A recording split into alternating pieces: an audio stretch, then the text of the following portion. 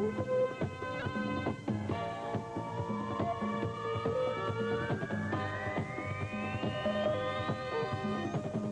following program is a special presentation from Home Box Office.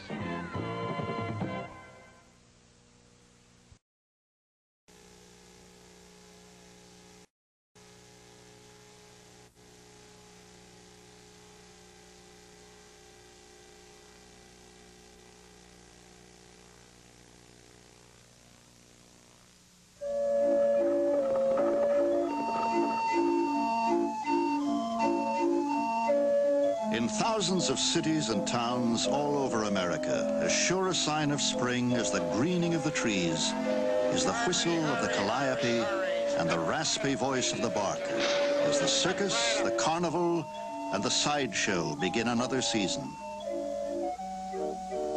Tonight I'm going to take you back over 100 years to the days of P.T. Barnum, his sideshow and his human oddities. I'm going to introduce you to some extraordinary people with extraordinary heroic stories to tell. Real people like you and me, but different. Very special people like Tom Thumb, who was only 25 inches tall, yet sang and danced so delightfully that he became the most beloved performer of his day. Chang and Eng, so famous that all joined twins are called Siamese because of them. The beautiful Hilton sisters, who, though linked together like Chang and Eng, charmed audiences with their lovely voices. The skeleton man, Pete Robinson, and the fat lady, Bunny Smith, who proved love conquers all. Robert Wadlow, almost 9 feet tall, the tallest man who ever lived. John Merrick, known as the Elephant Man, so monstrous looking he had to hide his face behind a mask. And finally, Julia Pastrana, whose voice and story continues to fascinate and touch us 100 years after her death.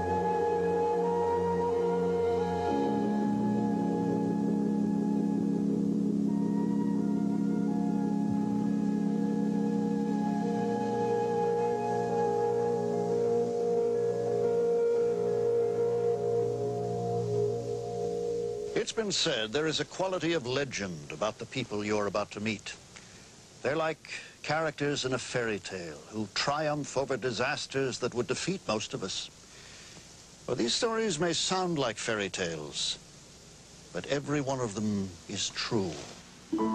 Stranger than fiction is the story of Robert Wadlow, who was born in Alton, Illinois in 1918. At first, there was absolutely no indication that he was fated to become the tallest man that ever lived. By the time he was 10, he was 6 feet 5 inches tall and weighed 210 pounds. When Robert was 13, he joined the Boy Scouts. At 7 feet 4 inches tall, he was not only the tallest Boy Scout in the world, but one of the world's tallest human beings. More than anything, he wanted to be like other boys. He wanted to go to college to become a lawyer. By the time he had graduated from high school, he was 8 feet 3 1/2 inches tall and still growing. He was determined to carry out his plan of becoming a lawyer, and he entered college. By now, he weighed over 400 pounds, and his bones were fragile. College was becoming impossible. An ordinary chair would not hold him. He had trouble handling an ordinary-sized fountain pen. Getting to class in time from one building to another was a problem. In winter, with ice on the ground, the walking was especially risky.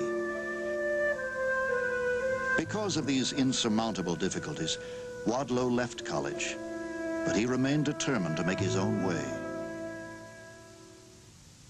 Because of his 37 AA shoe size, he was a natural for a promotional campaign for the Peters Shoe Company of St. Louis. He seized on the idea of having a shoe store of his own. To raise money for it, he and his father made appearances with the circus. Even though he knew he was a human oddity, he had an innate sense of dignity. The circus wanted him to dress up in a costume that would exaggerate his height. he refused and wore an ordinary business suit.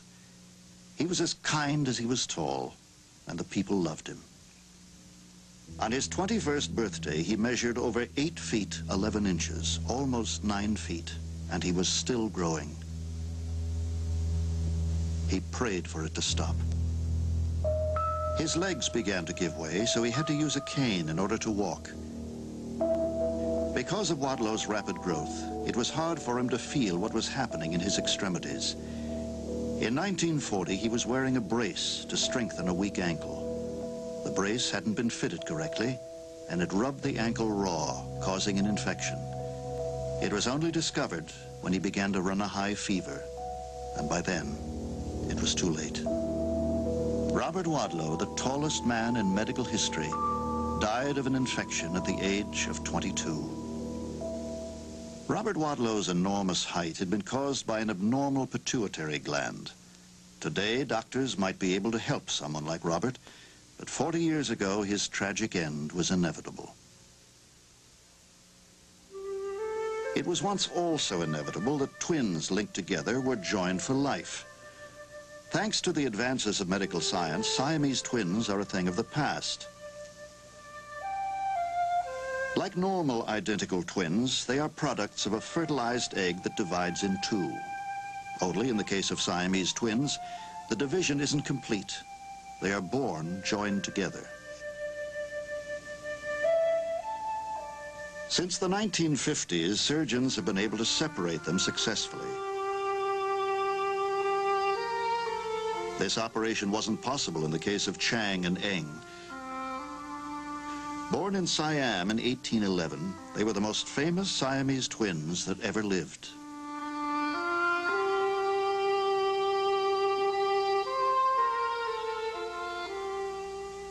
The band that tied them together was 5 inches long and as thick as a forearm. An artery ran through it, linking their circulatory systems. When Chang and Eng were in their teens, they were brought to the United States and became overnight celebrities. Their fame spread worldwide. Onlookers would pay any price to see them, and the money rolled in. The twins had saved $60,000, a fortune in those days. They bought land in Wilkesboro, built a house, and at the age of 29 settled down to become farmers. The North Carolina legislature passed an act making them honorary citizens. They had no family name, so they adopted the name of a friend and became Chang and Eng Bunker. At a farmer's wedding, the twins met 19-year-old Sally and her sister, 20-year-old Adelaide Yates. They courted them and proposed marriage. Before they married, Chang and Eng wanted an operation to separate them. The sisters, fearing their possible death, pleaded with them not to attempt it. We want you as you are, alive, not dead. They married and built 2 separate homes, one for each family. The twins spent 3 days in one house, the next 3 days in the other. The following year, each bride gave birth to a baby daughter, one within a week of the other. The families kept growing. Their children were attractive and intelligent and went on to lead normal lives and have normal families. In time, the twins had between them 21 children. Today, there are close to 1,000 living descendants scattered over the United States. Chang and Eng led happy, fulfilled lives. That wasn't true of Daisy and Violet Hilton, the most successful and certainly the most beautiful of the Siamese twins. Born in England in 1908, they were literally sold into slavery by their mother when they were 2 weeks old. They were joined at the spine and considered rare attractions. By the age of 3, they were being exhibited in sideshows.